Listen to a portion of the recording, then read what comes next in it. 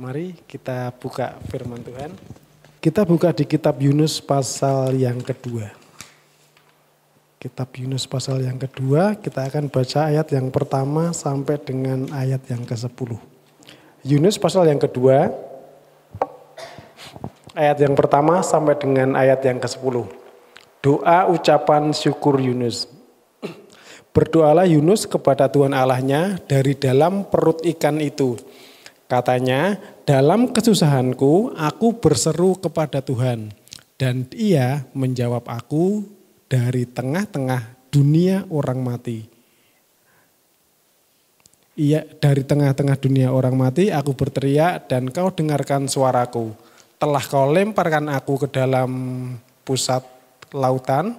Lalu aku terangkum oleh arus air, segala gelora dan gelombangmu melingkupi aku. Dan aku berkata, telah terusir aku dari hadapan matamu, mungkinkah aku memandang lagi baitmu yang kudus? Segala air telah mengepung aku, mengancam nyawaku, samudra raya merangkum aku, lumut lautan membelit kepalaku. Di dasar gunung-gunung aku tenggelam ke dasar bumi, pintunya terpalang di belakangku untuk selama-lamanya. Ketika itulah engkau menaikkan nyawaku dari dalam liang kubur, ya Tuhan Allahku. Ketika jiwaku letih lesu di dalam aku, teringatlah aku kepada Tuhan. Dan sampailah doaku kepadamu, ke dalam baitmu yang kudus. Mereka yang berpegang teguh pada berhala kesia-siaan, merekalah yang meninggalkan Dia yang mengasihi mereka dengan setia. Tetapi aku dengan ucapan syukur akan kupersembahkan korban kepadamu. Apa yang kunasarkan akan kubayar. Keselamatan adalah dari Tuhan. Lalu berfirmanlah Tuhan kepada ikan itu, dan ikan itu pun memuntahkan Yunus ke darat. Puji Tuhan, Bapak Ibu, saudara yang terkasih dalam Tuhan. Kita melihat banyak teladan di dalam Alkitab bahwa masing-masing tokoh yang ada di Alkitab, kita lihat ada banyak tokoh yang secara khusus mereka menaikkan doanya kepada Tuhan. Abraham, dia menaikkan doanya ketika Abraham punya kerinduan untuk membebaskan Sodom dan Gomora. Kemudian kalau di berikutnya Musa pun berdoa mohon kepada Tuhan supaya orang Israel tidak dilenyapkan. Kemudian kalau yang lebih jauh lagi kita lihat Raja Salomo, dia pun berdoa untuk minta hikmat dari Tuhan. Kemudian di generasi yang berikutnya ada Daniel yang berdoa supaya Tuhan mengirimkan jawaban atas mimpi yang dialami oleh Nebukadnezar. Dan kalau di tokoh-tokoh perjanjian baru kita melihat bagaimana Tuhan Yesus sendiri mengajari kita untuk berdoa. Dan juga untuk rasul yang luar biasa, Rasul Paulus juga dia mengatakan bahwa dia pernah doa secara khusus 3 kali kepada Tuhan. Dan dari masing-masing pribadi ini kita melihat bahwa ada sebagian yang jawabannya itu dikabulkan oleh Tuhan. Dan ada yang jawabannya itu tidak sesuai dengan apa yang mereka inginkan. Abraham, dia tidak mendapatkan jawaban seperti yang dia inginkan.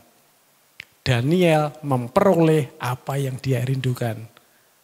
Salomo mendapatkan segala-galanya dari apa yang dia doakan.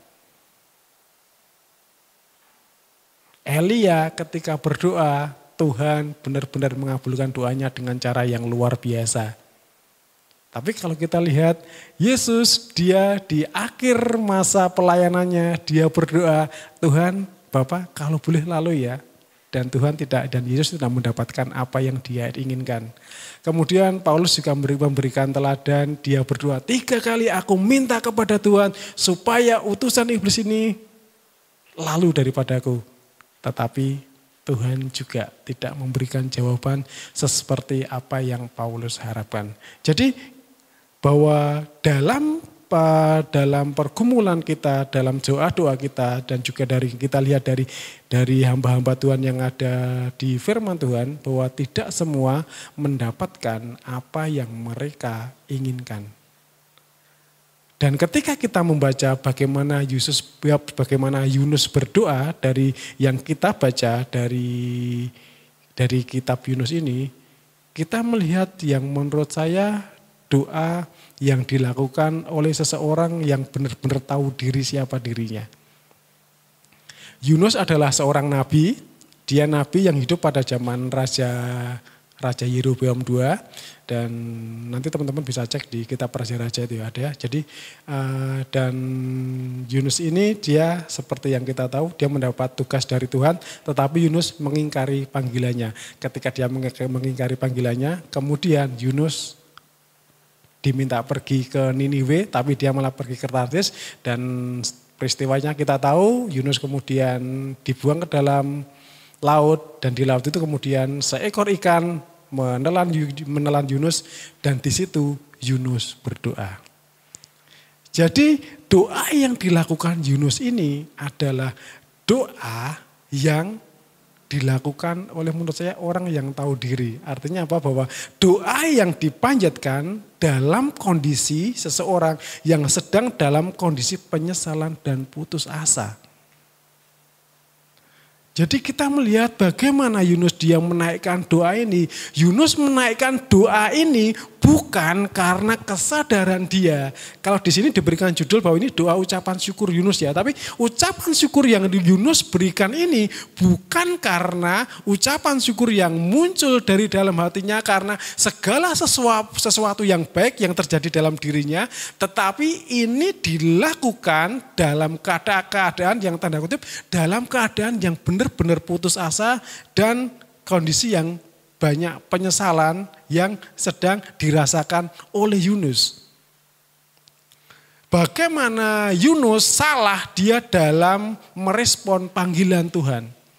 Panggilan Tuhan begitu jelas dalam kehidupannya bahwa Yunus akan dipakai Tuhan untuk menyelamatkan bangsa Niniwe. Tetapi entah karena pertimbangan apa, kita bisa menafsirkan banyak hal. Karena pertimbangannya Yunus, akhirnya Yunus memilih dia pergi ke tempat lain. Dan itu adalah respon panggilan yang dilakukan oleh Yunus. Dan itu panggilan yang benar-benar tidak diresponi dengan baik. Dan Yunus tahu akan hal itu.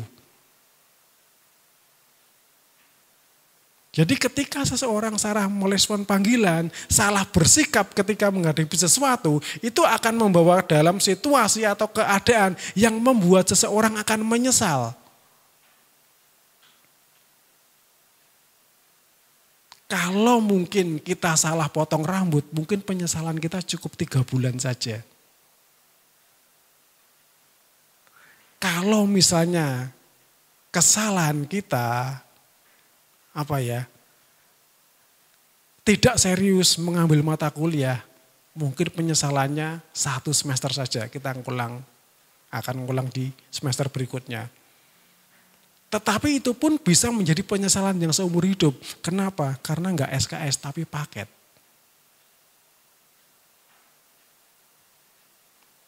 Jadi ketika kita tahu panggilan, ketika kita salah dalam merespon panggilan, itu bisa membuat kita dalam kondisi keadaan yang putus asa karena penyesalan yang sudah tidak bisa kita perbaiki lagi. Tapi Yunus memberikan contoh yang baik. Dalam kondisi dia putus asa dan dia menyesal, dia datang kepada Tuhan. Dia menaikkan doanya. Kenapa doanya dinaikkan? Karena tidak ada pilihan. Kondisi Yunus ketika dia ada di dalam perut ikan, tidak ada hal lain yang bisa dia lakukan. Tidak ada hal lain yang menjadi pilihan dia selain dia berdoa. Jelas kondisi fisiknya sangat tidak nyaman. Lingkungannya pasti tidak enak ada di dalam perut ikan. Karena kemungkinannya cuma ada satu. Dia akan mati. Dan dia tidak punya pilihan. Ketika tidak punya pilihan, pilihan yang dia lakukan apa? Dia datang kepada Tuhan. Dan dia berdoa. Dia ucapkan syukurnya. Jadi kita bisa melihat teladan yang menurut saya juga cukup baiklah. Ada situasi-situasi tertentu yang membuat kita rasa-rasanya nggak punya pilihan. Karena nggak punya pilihan, ya sudah, apa yang bisa kita lakukan? Ya sudah, yang pilihan kita cuma satu, kita berdoa. Kita ungkapkan apa yang ada dalam diri kita, apa yang kita rasakan, apa yang kita alami, kita ungkapkan kepada Tuhan. Apapun ekspresinya.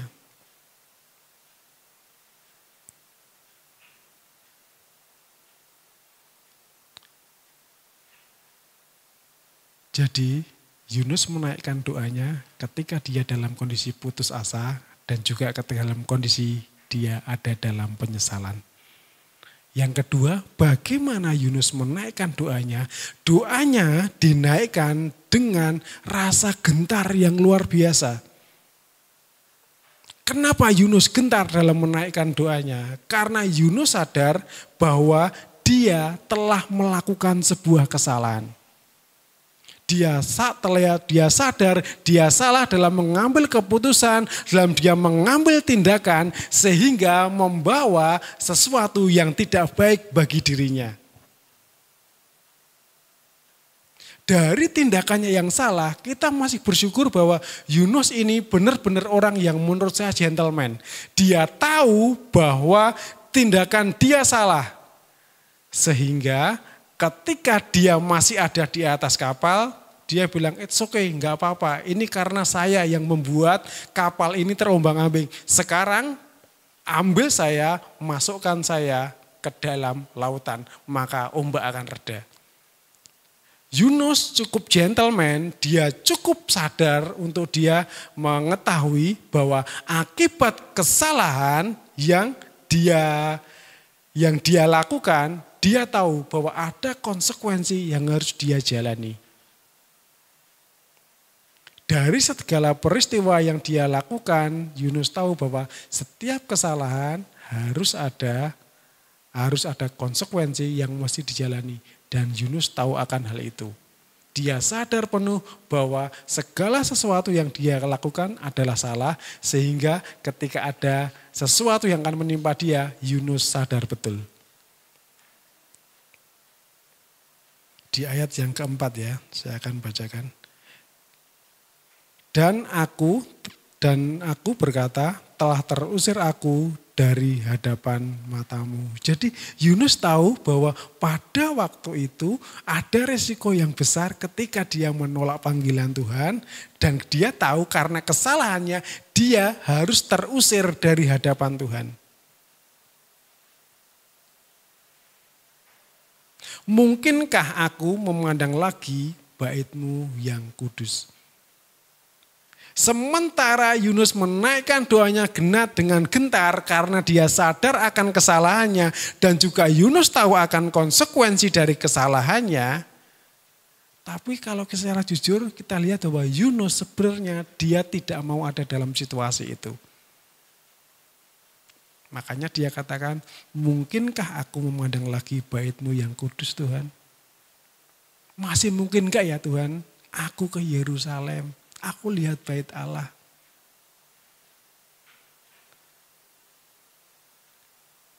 Jadi Yunus menaikkan doanya dengan rasa yang gentar. Kenapa? Karena dia tahu kesalahannya dan dia tahu konsekuensinya. Tetapi sebenarnya dia juga jujur kok. Tuhan, aku ngerti. Mungkin seperti kita ya. Tuhan, aku ngerti kok, aku salah Tuhan. Aku sudah salah ngatur waktu, aku sudah salah ngatur prioritas, sehingga semuanya terjadi padaku. Tapi kalau boleh konsekuensinya jangan ditimbakan sama saya ya Tuhan.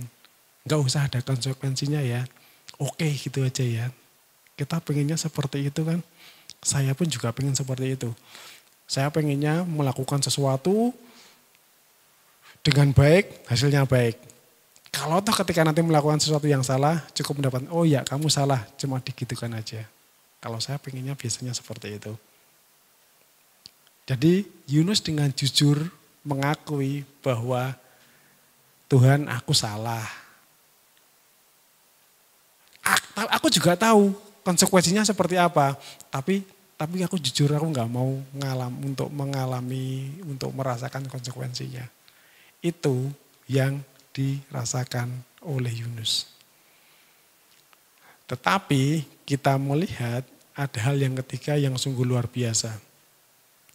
Ketika Yunus menaikkan doanya dalam keputusasaan dan juga dia menaikkan doanya dengan gentar, ada satu hal yang ada dalam hatinya Yunus, yaitu apa?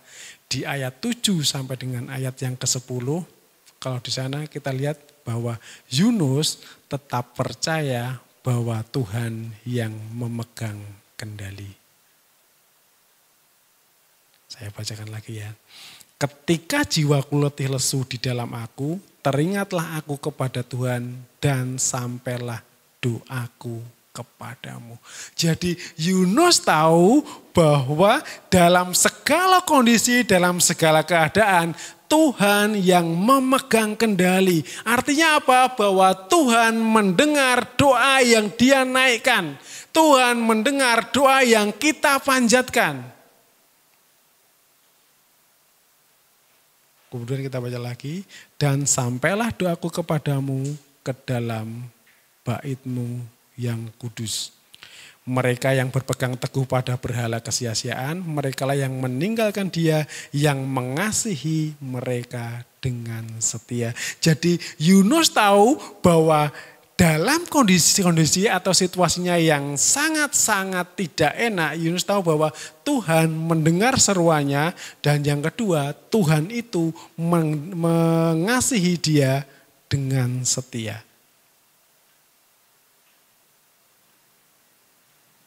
Jadi Tuhan yang disembah oleh Yunus itu adalah Tuhan yang setia. Kalau dalam salah satu Amsal dikatakan bahwa kepada orang yang setia, Tuhan berlaku setia. Tetapi kepada orang yang serong, dia berlaku belat-belit. Itu yang dituliskan oleh Salomo. Tetapi di Perjanjian Baru, Rasul Petrus menuliskan yang seperti ini. Ketika kita tidak setia, Dia tetap setia. Karena dia tidak bisa mengingkari dirinya. Jadi Tuhan yang disembah oleh Yunus, Tuhan yang disembah oleh Petrus adalah Tuhan yang tidak bisa mengingkari dirinya, yaitu Tuhan yang setia. Walaupun Tuhan memberikan arah yang berbelat-belit, kata Salomo, tetapi Tuhan tetap setia dalam hal mengasihi. Dia mendengar doa yang kita naikkan, dia juga mengasihi kita dengan setia. Ayat yang ke-9, tetapi aku dengan ucapan syukur akan kupersembahkan korban kepadamu. Apa yang kunasarkan akan kubayar, keselamatan adalah dari Tuhan. Tuhan adalah Tuhan yang mendengar doa. Dan dia mengasihi dengan setia. Dan satu lagi yang menjadi keyakinan Yunus bahwa Tuhan adalah Tuhan yang menyelamatkan. Jadi dalam situasi yang sepertinya mustahil pun, di dalam perut ikan, situasi yang membuat putus asa, situasi yang menakutkan, situasi yang membuat gentar, ketika doa dinaikkan, Tuhan yang memegang kendali itu, dia mendengar doa, dia mengasihi dengan setia, dan dia yang menyelamatkan. Jadi Yunus mengingatkan kepada kita, mengajarkan kepada kita bahwa dalam situasi kita yang sangat-sangat tidak enak, Tuhan bisa kok menyelamatkan.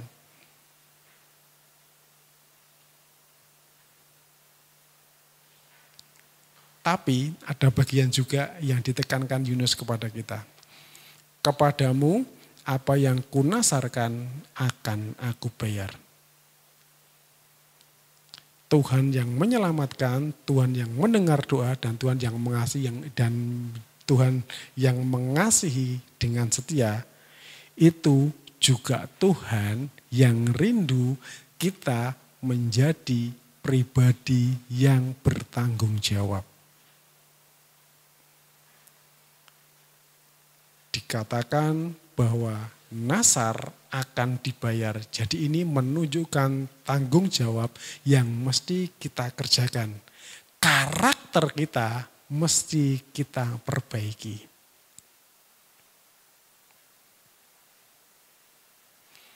Dan menurut saya itu adalah sesuatu yang cukup fair.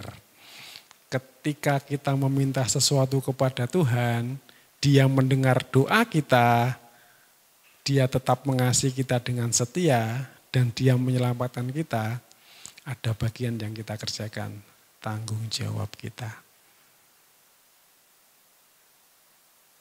Tentu dalam kehidupan kita ada banyak hal yang mesti kita kerjakan, tanggung jawab apapun itu, tanggung jawab sebagai seorang anak kepada orang tua, sebagai mahasiswa dalam kuliahnya, sebagai seorang karyawan dalam pekerjaannya, sebagai seorang pengusaha akan bisnisnya, atau sebagai apapun, kita masing-masing punya tanggung jawab yang harus kita kerjakan.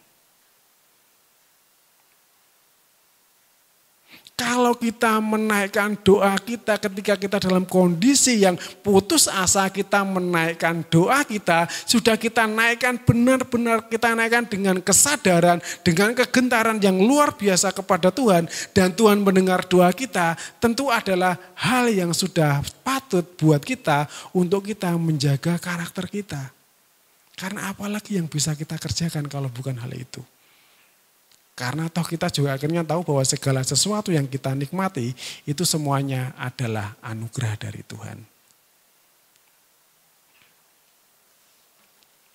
Jadi pada malam hari ini apa yang bisa kita pelajari dari doa yang dinaikkan oleh Yunus ini, bahwa dalam situasi apapun kita tetap berdoa. Apalagi kalau dalam situasi yang tidak enak. Kita mesti doa. Sadar akan konsekuensi dari apa yang kita lakukan.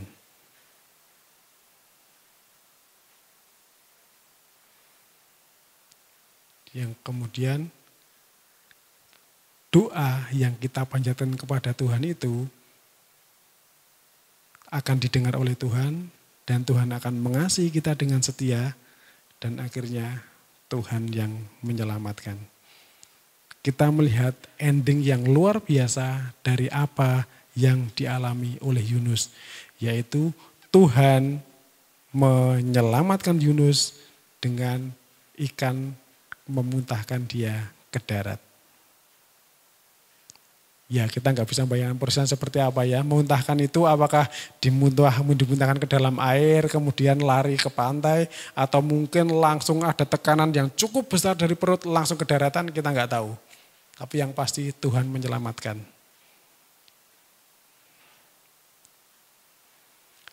Konklusinya sekarang. Orang yang tahu diri berdoa dengan gentar. Karena sadar tidak ada pilihan yang lebih baik. Namun dia tetap percaya bahwa Tuhan yang memegang kendali atas segala hal. Amin.